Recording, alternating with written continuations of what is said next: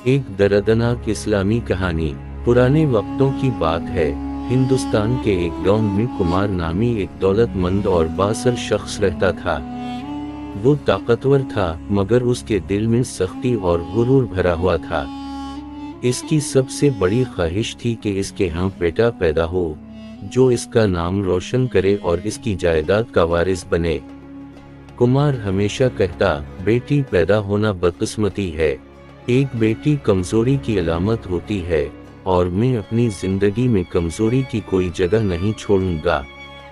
जब उसकी बीवी हामिला हुई तो उसने दुआ की कि अल्लाह उसे बेटा दे, लेकिन कुदरत को कुछ और ही मंजूर था।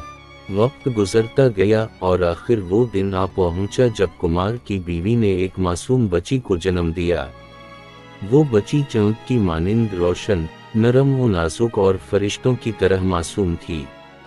लेकिन जब कुमार को मालूम हुआ कि लड़की पैदा हुई है तो उसके चेहरे पर नफरत और गुस्से की लकीरें गहरी हो गईं।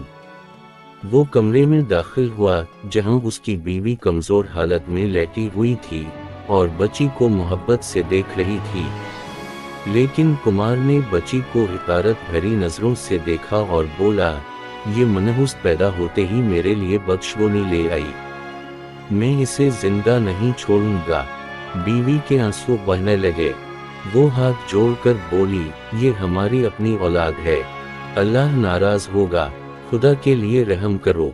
मगर कुमार के दिल में जरा भी रहम ना आया। कुमार ने एक नौकर को बुलाया और उसे हुक्म दिया, इस बच्ची को कहीं ले जाकर खत्म कर दो, मैं इसका साया भी नहीं देखना चाहता। नौकर ने कांपते हाथों से बच्ची को उठाया, मगर उसके दिल में रहम था।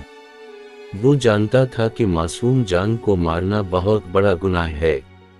चुनाचे वो गांव के एक नेक दिल आदमी के पास गया जो खुद बे औलाद था।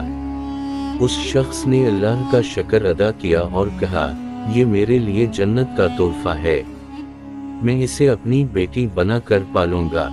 इधर कुमार ये समझ रहा था कि इसने अपनी बच्ची को मार डाला है और अब इसकी जिंदगी खुशहाल हो जाएगी, मगर वो नहीं जानता था कि इसके जुल्म का बदला उसे दुनिया में ही मिलने वाला है।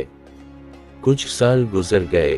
कुमार के यहाँ दोबारा खुशखबरी आई, लेकिन किस्मत ने फिर इसका इम्तिहान लिया। उसकी बीवी ने एक और बेटी को जन्म दिया। कुमार एक बार फिर गजबनाक हो गया और उसी बेदर्दी से अपनी दूसरी बेटी को भी मार डाला। यही अमल कई बार दोहराया गया। वो हर बार बेटी को पैदा होते ही मार देता और हर बार उसकी बीवी का दिल टूटता जाता, मगर वो खामोश रहने पर मजबूर थी।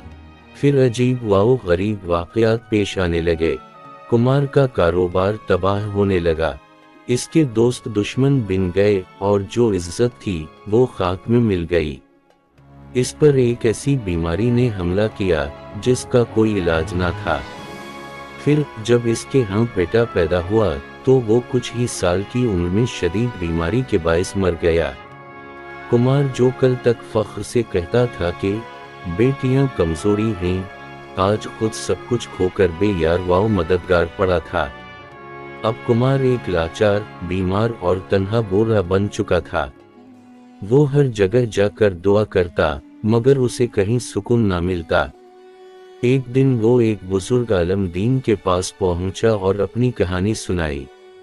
वो रोते हुए बोला, मैंने अपनी ही बेटियों को कत्ल किया, मैं जालिम बाप हूँ, क्या अल्लाह मुझे मुआफ करेगा?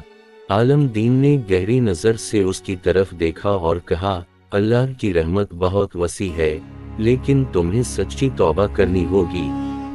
अपनी बाकी जिंदगी नेकी में गुजारो, यतीमों और बेसहारा बच्चों की मदद करो, शायद अल्लाह तुम पर रहम करे।